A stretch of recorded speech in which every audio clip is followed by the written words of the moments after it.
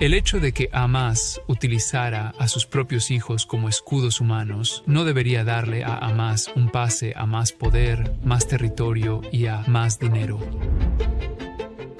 Mi nombre es Musab Hassan Youssef y esta es mi historia.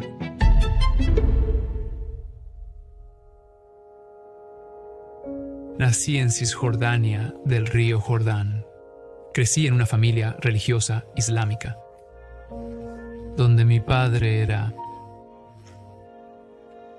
un líder de la hermandad musulmana. Más tarde se convirtió en líder de Hamás. Y la verdad honesta, fue un muy buen padre. Me amó lo mejor que pudo. Mis padres nos decían que íbamos al cielo. Y los no musulmanes, los judíos, los cristianos, el resto del mundo, si no se convierten al Islam, están condenados al infierno.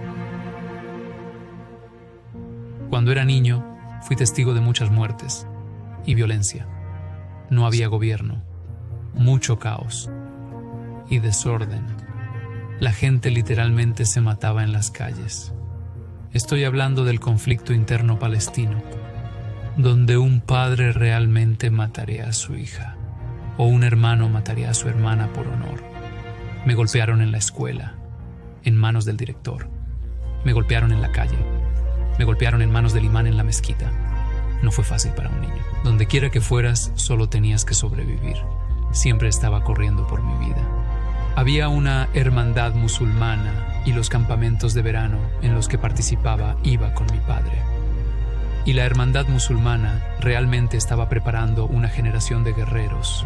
No entendía que eso era preparación para el nacimiento de una milicia.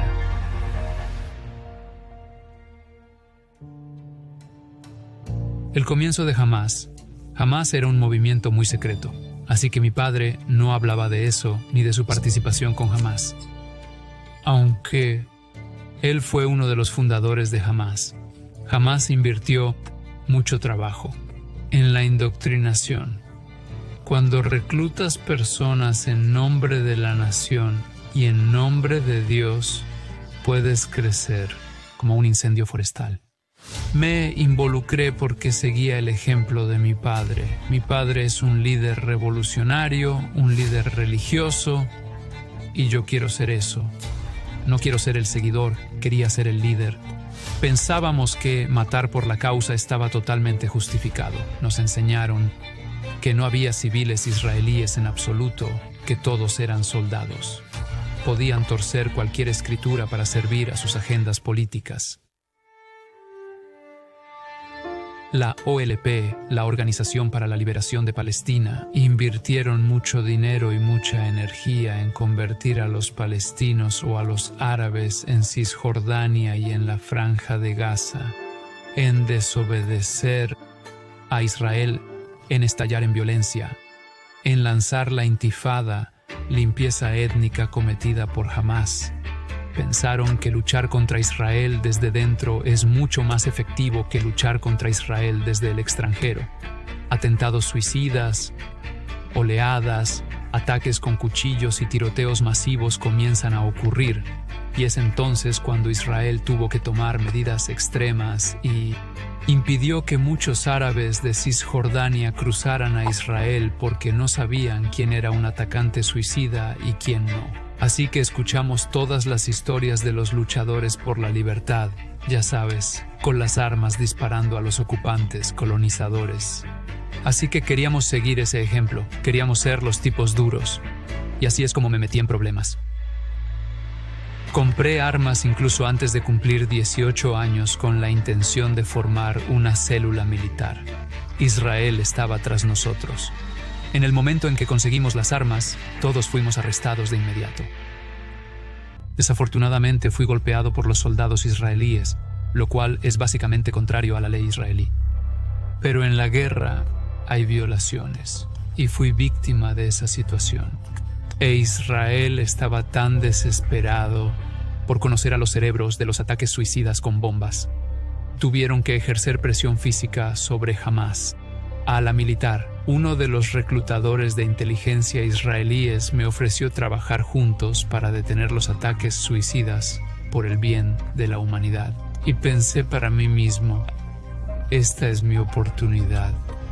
Simplemente diré que sí, y en el momento en que confíen en mí, los voy a destruir.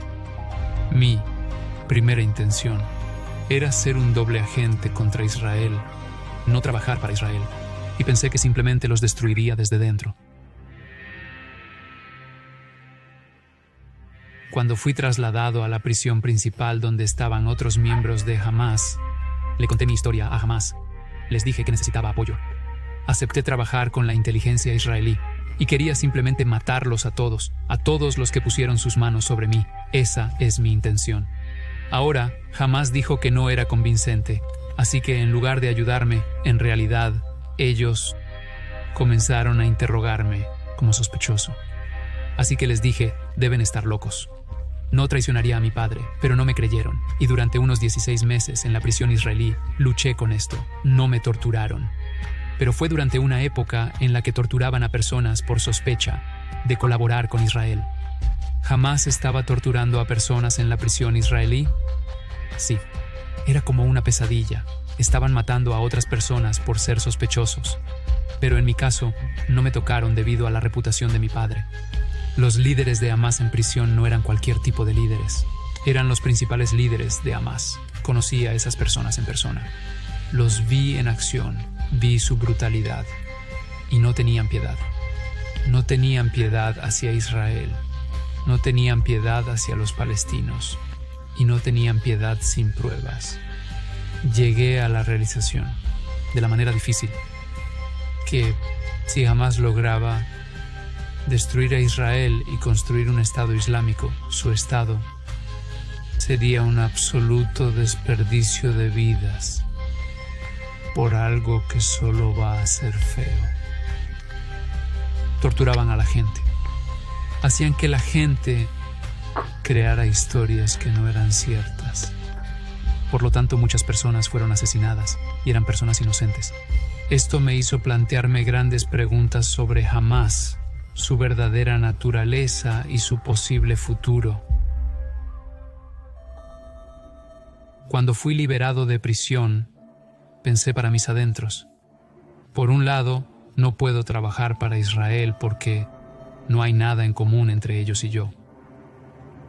Y no puedo trabajar para Hamás, nunca más.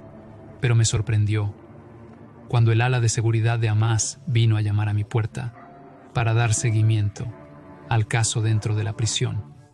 No hay escape de este papel. Y no sabía cómo protegerme. La causa es lo más importante en esa cultura. Hamás eligió su ideología sobre el bienestar y el futuro de toda una generación. Así que mi padre no es diferente. Y de hecho, mi padre fue el primero en traicionarme.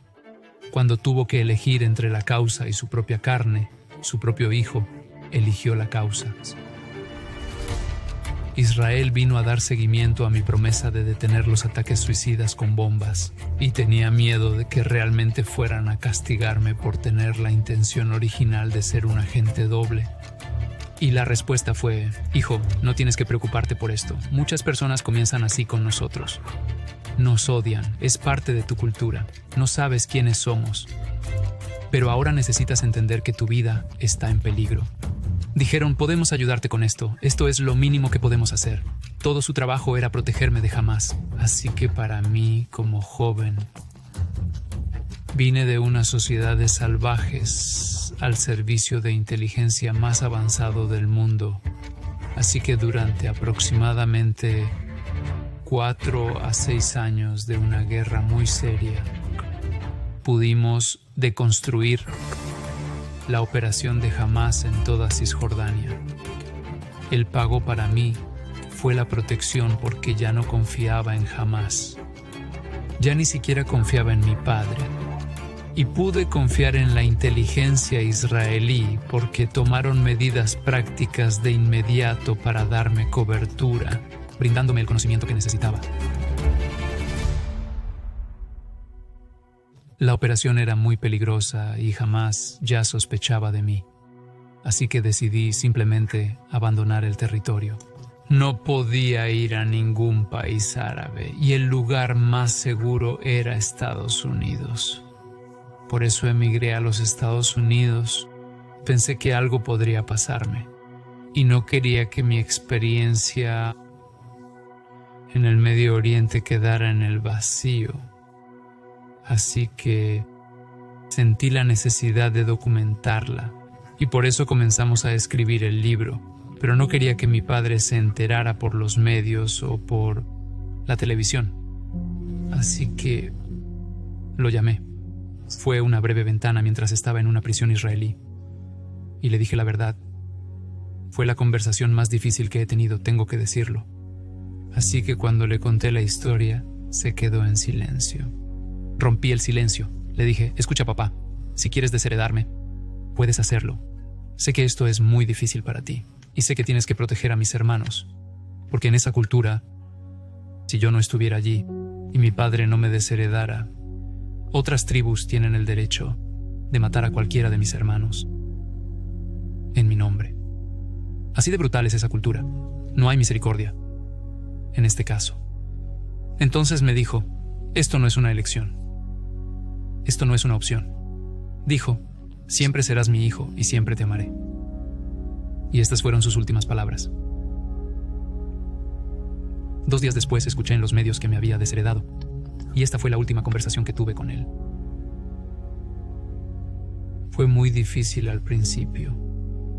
La culpa que vino con ello al involucrar a toda mi familia, manchada por la vergüenza, mientras aún vivían allí.